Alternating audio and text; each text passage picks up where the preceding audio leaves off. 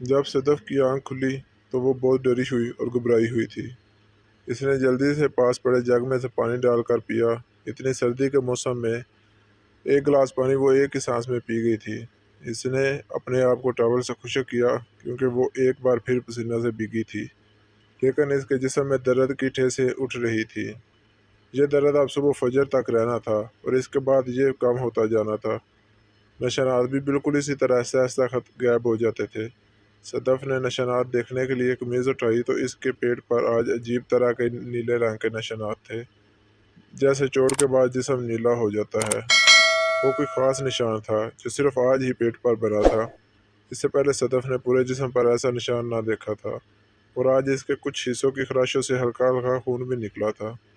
صدف نے اٹھ کر گرم پانی سے غسل کیا اور پھر فجر کی نماز ادا کی۔ قدرے بہتر محسوس کر رہی تھی۔ ایک اور باری رات گزر گئی تھی۔ نشانات اور درد اب ہلکے ہلکے ختم ہو رہے تھے۔ جیسے ہی مکمل دن چڑھ جانا تھا، صدف نے بالکل ٹھیک ہو جانا تھا۔ پچھلے 3 دنوں سے یہی ہو رہا تھا۔ گویا دھند کی وجہ سے سورج نہ نکل رہا تھا، لیکن صبح کا اجالا ہی کافی تھا جو صدف کو ٹھیک کر دیتا تھا۔ صدف ناشتے کی ٹیبل پر بیٹھی سوچ رہی تھی کہ اب تو نہ سونے والا طریقہ بھی کام نہ آیا ہے۔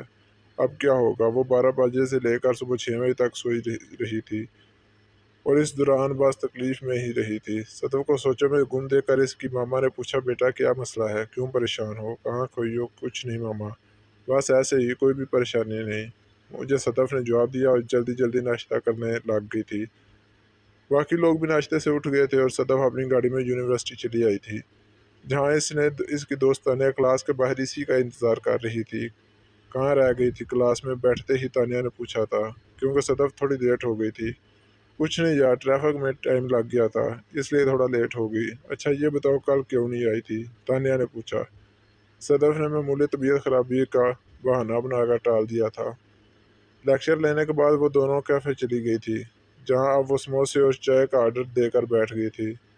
صدف اب بھی پچھلے 3 دن کے باقیات میں کھوئی تھی اور اس کی رنگت بھی زرد پڑتی جا رہی تھی۔ صدف ایک بات بتاؤ، تانیہ نے پوچھا، میں نوٹ کر رہی ہوں تم جب سے آئی کچھ پریشان سی ہو، کہیں کھوئی ہوئی، کن سوچوں میں گم ہو؟ کوئی پریشانی ہے تو مجھ سے شیئر کرو۔ نہیں نہیں تانیہ، ایسی کوئی بات نہیں ہے، صدف نے سنبھالتے ہوئے بات بنائی تھی۔ کوئی تو بات ہے، آخر دوست ہوں تمہاری، چہرہ دیکھ کر سمجھ آ جاتی ہوں کہ تم کب پریشان ہوتی ہو، بتاؤ نا یار۔ تانیہ کے اصرار پر صدف نے اس کو بتانے کا فیصلہ کر لیا تھا، یہ سوچ کر کہ 100 سے بھلے 2 ہو سکتا ہے یہ میری کچھ مدد کر دے۔ صدف نے پچھلے 3 دن اور رات کی ساری تفصیل تانیہ کو بتا دی۔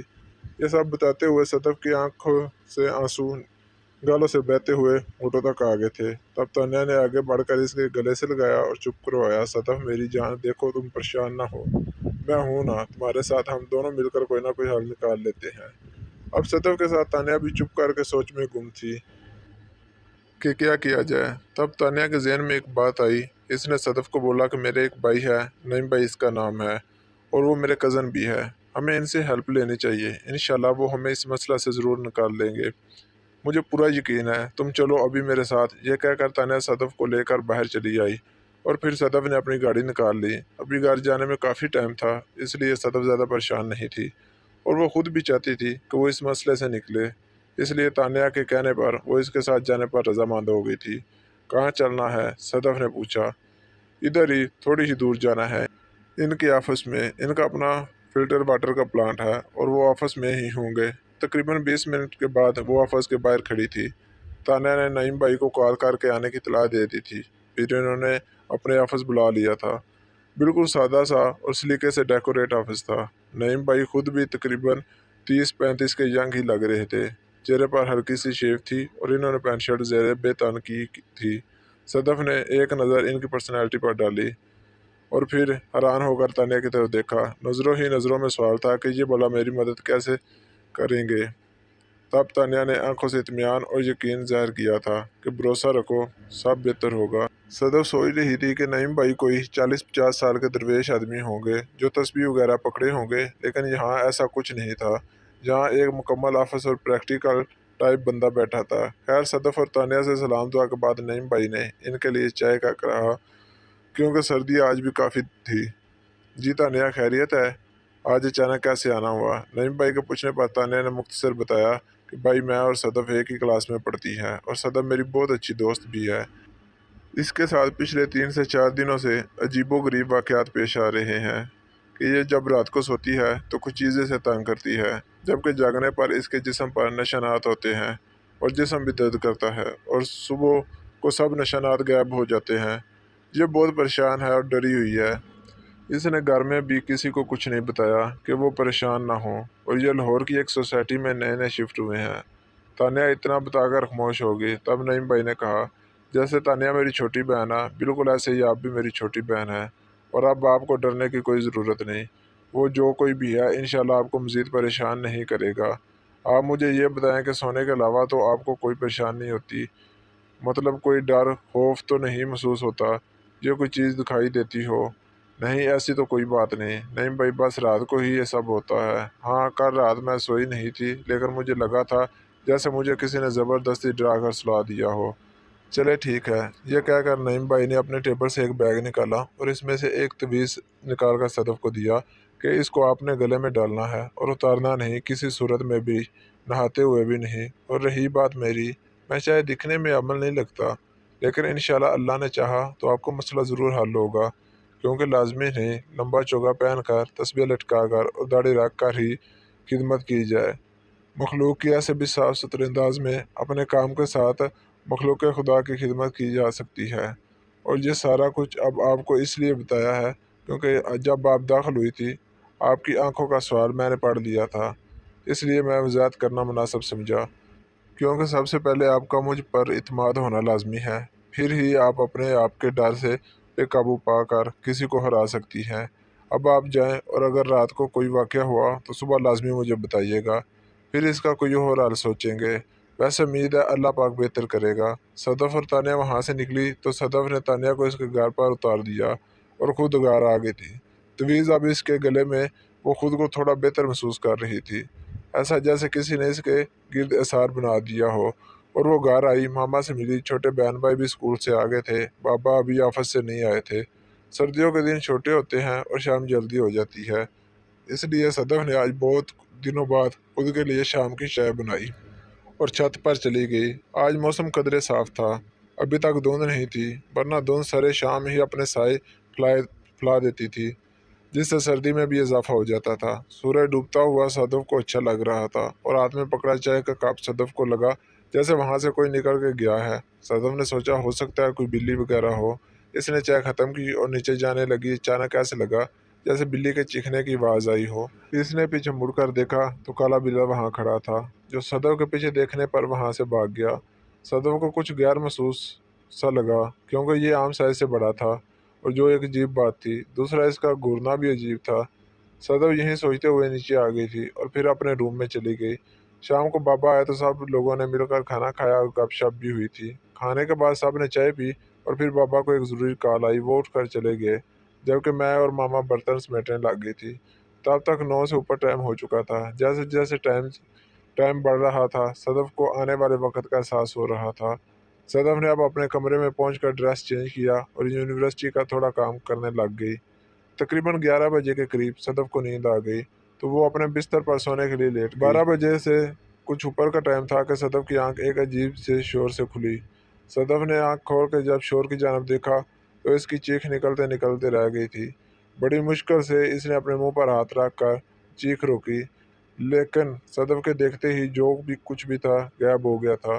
صدف نے بس اتنا دیکھا تھا کہ ایک عجیب المخلوقات جانور نما بلا بیڈ کے اینڈ پر دوسری طرف منہ کر کے بیٹھی تھی، جو شور پیدا کر رہا تھا وہ دراصل اس کی لمبی سی دم کا تھا، جو وہ زمین سے اٹھا کر بیڈ کے ساتھ مار رہی تھی، اس لیے یہ عجیب سا شور تھا۔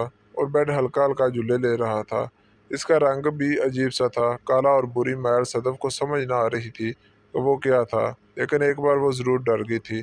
جیسے اچانک اس کی آنکھ کھلی تو آگے ایک خوفناک بلا بیٹھی تھی، جسے دیکھ کر ڈرنا لازمی تھا، لیکن اگر اس کی چیخ کی آواز کوئی اور گھر میں سن لیتا تو وہ سب بھی پریشان ہو جاتے کہ پتہ نہیں ہماری بیٹی کو کیا ہو گیا تھا۔ صدف نے شکر ادا کیا اس بات پر اور آیت الکرسی پڑھ کر دوبارہ لیٹ گئی، لیکن وہ سوچ رہی تھی کہ جب وہ لیٹی تھی تو کمرے میں بڑی لائٹ آن کی تھی اس نے، लेकिन अब जब जाग आई तो छोटी लाइट क्यों जा रही थी।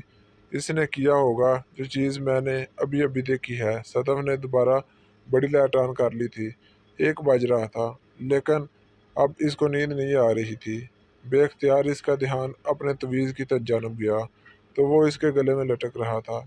इसने दिल ही दिल में शुक्र अदा किया अल्लाह पाक का कि इसके पास कलाम की वजह से आज वो महफूज है, और अभी तक कोई इसके पास ना आ सका था। सदफ ने करवट ली और दीवार की तरफ मुंह कर लिया, जबकि इसके कमरे का दरवाज़ा इसकी बैग की तरफ था।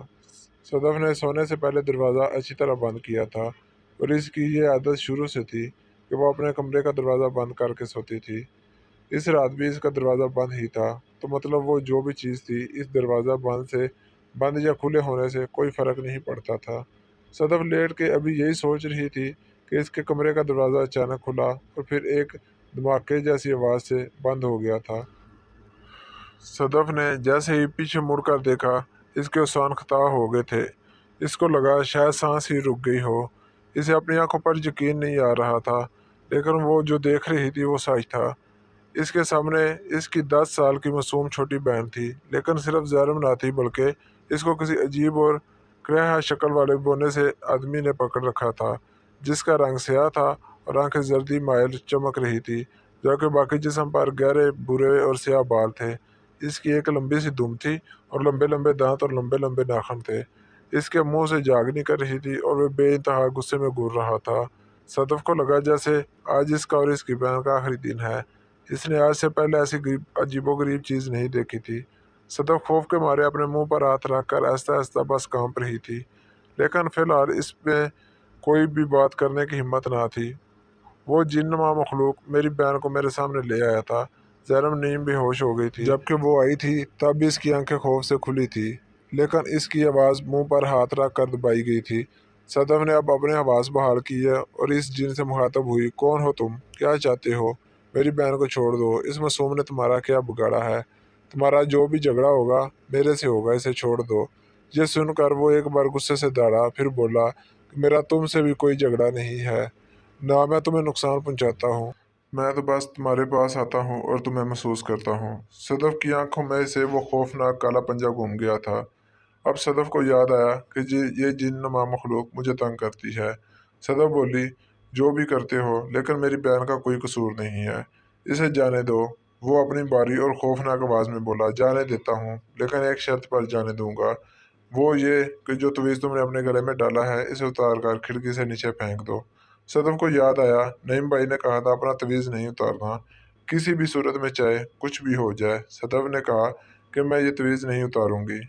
जिन ने कहा, ठीक है, फिर मैं तुम्हारी बहन की इधर इधर की गर्दन तोड़ दूंगा। सदफ ने अपनी बहन को देखा तो इस जालिम ने बहुत बेदर्दी से इसे बालों और गर्दन से पकड़ा था। बिलाखिर सदफ अपनी मासूम छोटी बहन की मोहब्बत में हार गई थी। सदफ ने इसे कहा, मैं अभी उतार देती हूँ, तुम इसे छोड़ दो। इसने क्या कहा, ठीक है, तुम उतार के फेंक दो, मैं छोड़ देता हूँ। इसका मतलब इसने ये सिर्फ सदफ को धोखा देने के लिए किया था।